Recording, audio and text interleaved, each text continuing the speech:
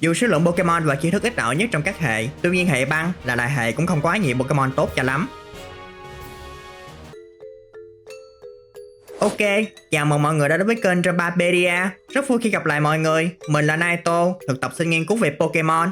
Và đây là cộng sự của mình, Rotom. Hôm nay mình xin gửi đến mọi người video xếp hạng những Pokemon hệ băng để xem đâu là loài tốt nhất nha. Những thông tin sau đây là sự tổng hợp nên không tránh khỏi thiếu sót. Rất mong sẽ được mọi người góp ý ở phần bình luận bên dưới. Đây cũng là lời mời gọi dành cho hơn 88,4% những bạn chưa đăng ký kênh. Hãy nhanh tay đăng ký để không bỏ lỡ những nội dung sắp tới. Không làm mất thêm thời gian nữa. Chúng ta hãy cùng vào xem video thôi nào.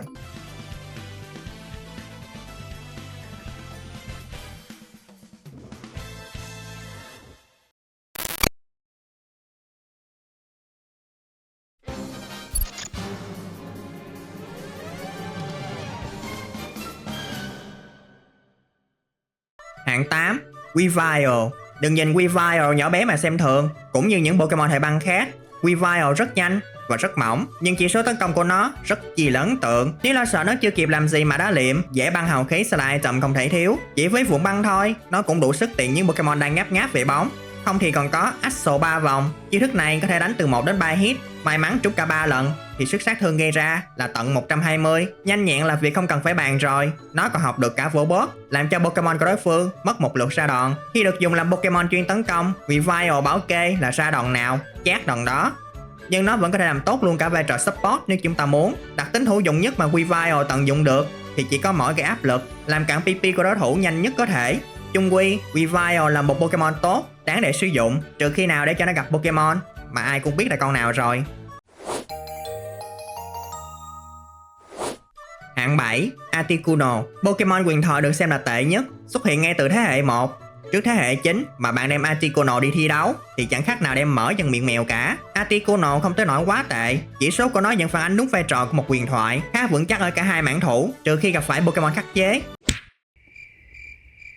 Tốc độ mức trung bình nếu đem so với một vài Pokemon khác, còn tấn công đặc biệt của Articuno chỉ có 95, thấp hơn cả Gastly, không phải là Gengar mà là Gastly nha mọi người. Đặc tính lẫn vào tuyết, tăng khả năng né tránh cho Articuno, nghe có vẻ hay, nhưng nó là chỉ được kích hoạt khi nào có mưa đá thôi mấy má. Hầu như lại chẳng ai thích dùng thời tiết mưa đá cả, vì nó chỉ làm đúng một việc là gây sát thương cho những Pokemon không mang hệ băng, chứ không hề giúp ích gì cho chúng sanh. Nhưng ở hai bản game Scarlet và Violet, Game Freak đã thay đổi thời tiết mưa đá thành tuyết rơi. Dạng thời tiết này không còn gây sát thương bị động nữa, thay vào đó là tăng 50% chỉ số phòng thủ cho tất cả Pokemon hệ băng. Từ đó, Articuno chính thức được tin dùng hơn, đem đi đấu giải khắp nơi một thời gian dài. Thủ được tăng thêm 50% độ bền bỉ, đặc tính lẫn vào tuyết, có thêm khoảng 20% cơ hội né chiêu. Mang thêm mắt kính hàng tuyển, tăng thêm 50% chỉ số tấn công đặc biệt nữa. Là Articuno lúc này chỉ việc spam bão tuyết, dưới trời tuyết. Chiêu thức này luôn đánh trúng, còn dính luôn cả hai mục tiêu. May mắn hơn nữa là đóng băng luôn chúng. Nếu sợ gặp phải mấy con Pokemon tăng đặc biệt, đã có độ không tuyệt đối, chỉ cần đánh trúng thôi là hết vai liền. Hiện tại với cơ chế Terra hệ băng là cách tốt nhất, giúp cho Articuno đỡ được phần nào bất lợi khi gặp phải những chiêu hệ đá.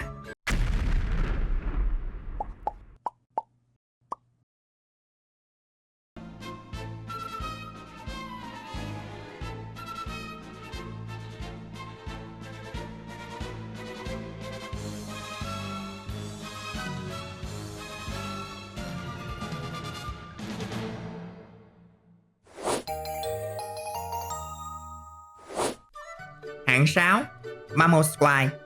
Nó sở hữu song hệ băng và đất, bổ trợ nhau rất tốt. Hệ đất không thể gây sát thương lên những Pokemon hệ bay và bất lợi trước hệ cỏ, nhưng đã có hệ băng xử lý chúng.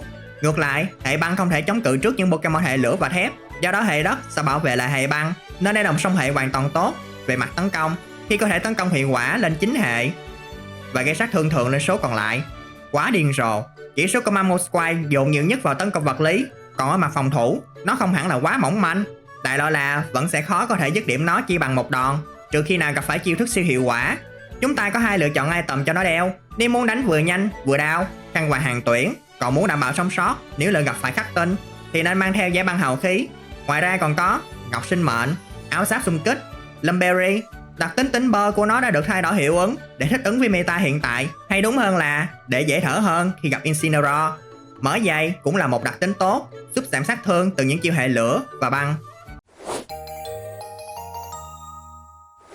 Hạng 5, Excalibur. Á thần thế hệ 9 mang song hệ rồng và băng.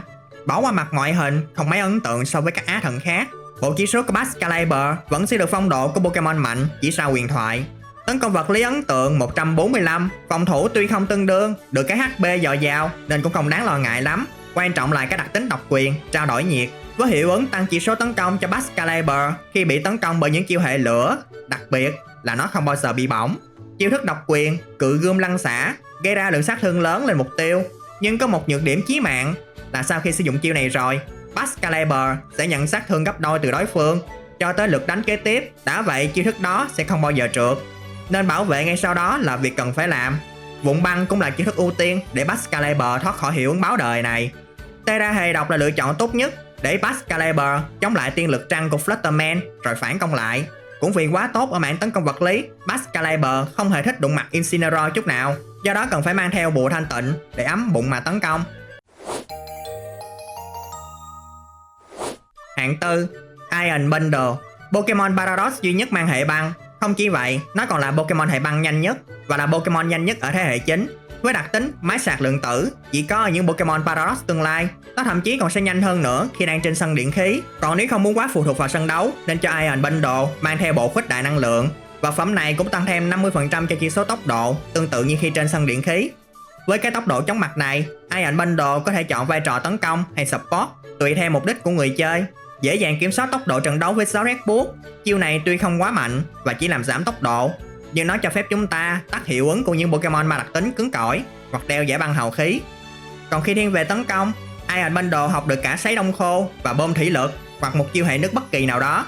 Lúc này sẽ không có một hệ nào có thể kháng cự được chúng, vì những hệ kháng được hệ nước là nước, cỏ và rồng đều nhận sát thương gấp đôi bởi sấy đông khô. Dù vậy, nếu so với những đồng chí Paradox khác, Iron Bundle hiện tại đã không còn ở trên đỉnh cao như thời điểm mới ra mắt.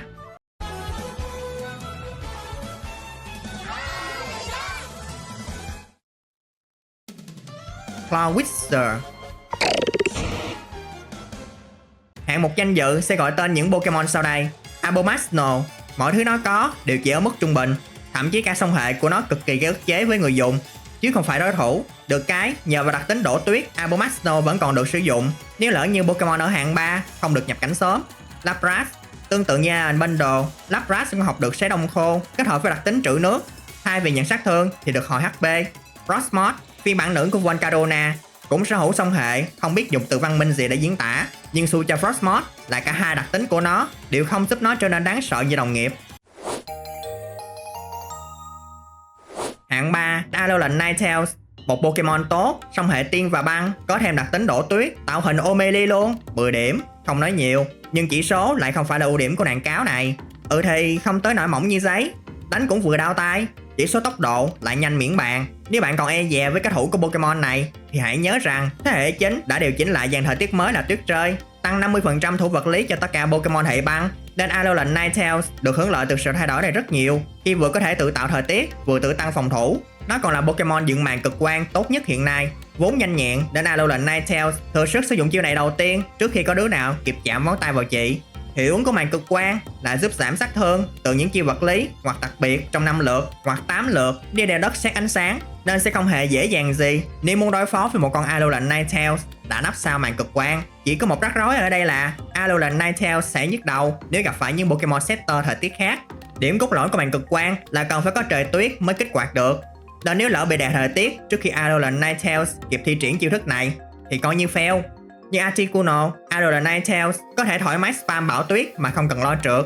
Sword Boost giảm tốc cả hai Pokemon đối phương. Tiên lực trăng ngoài tấn công ra còn có cơ hội làm giảm chỉ số tấn công đặc biệt của mục tiêu, giúp một tay, diễn lại, rồi cả thuật thôi miên. Alolan Ninetales đều học được để hỗ trợ đồng minh. Hiện tại, Tera lửa là phương án hữu hiệu nhất giúp Alolan Ninetales an toàn phần nào trước những Pokemon khắc chế, đặc biệt là hệ thép. Á quân Chien-Pao.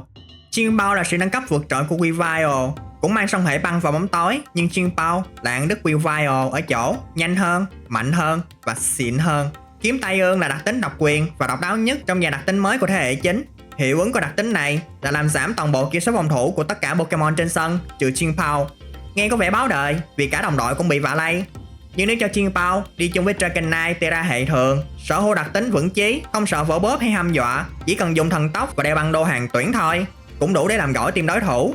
Hoặc cùng với Urshifu Rapid Strike, đeo khăn quàng hàng tuyển, dùng thủy lưu liên đả, chiêu thức tấn công liên tục 3 lần.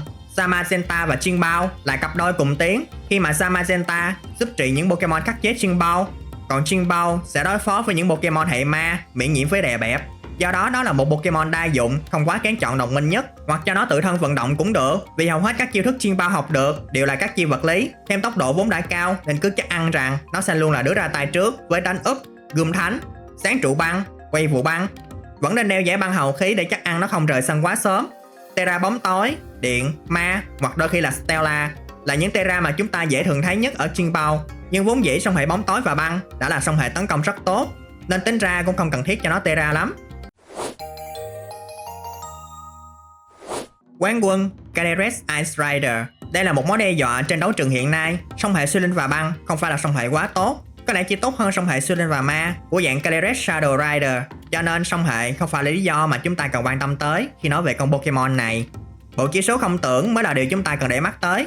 Tấn công vật lý 165, thủ cả ở hai mảng đều khủng bố. Đặc biệt điểm đáng chú ý nhất của nó là cực kỳ chậm, nên còn dễ đá hơn nữa khi cho Calyrex Ice bắt cặp với những Pokemon chuyên tạo căn phòng tiểu xảo.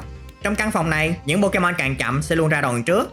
Chúng ta có thể cho nó tự tạo căn phòng này cũng được, dù gì nó cũng là một Pokemon hệ siêu linh. Anyway, căn phòng tiểu xảo cũng không có gì nguy hiểm cho lắm. Chiêu khiến ai cũng sợ Calyrex Ice chính là thương bảo băng. Chiêu thức độc quyền này đánh được cả hai mục tiêu với sát thương 120, mạnh tương đương với gươm đao dựng núi của Groudon, nhưng thương bảo băng lại không bao giờ đánh trượt, kết hợp thêm với đặc tính ngựa hít gió bất của Class Strider.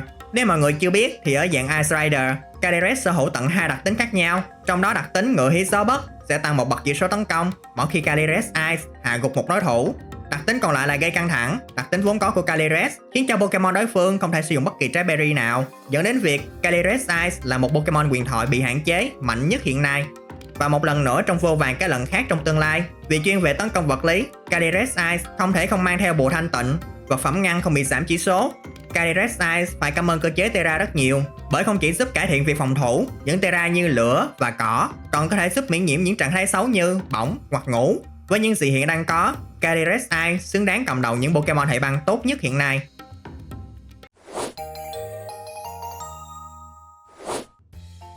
Và đó là bảng xếp hạng top 8 Pokemon hệ băng tốt nhất mà mình muốn gửi đến mọi người. Mọi người nghĩ sao về bảng xếp hạng này? Xin comment ở phần bình luận bên dưới nha. Cũng như đừng ngần ngại chia sẻ những hiểu biết hay chiến thuật mà mọi người dùng với những Pokemon này. Cảm ơn mọi người đã xem hết video. Và giờ thì hẹn gặp lại lần sau. Bye!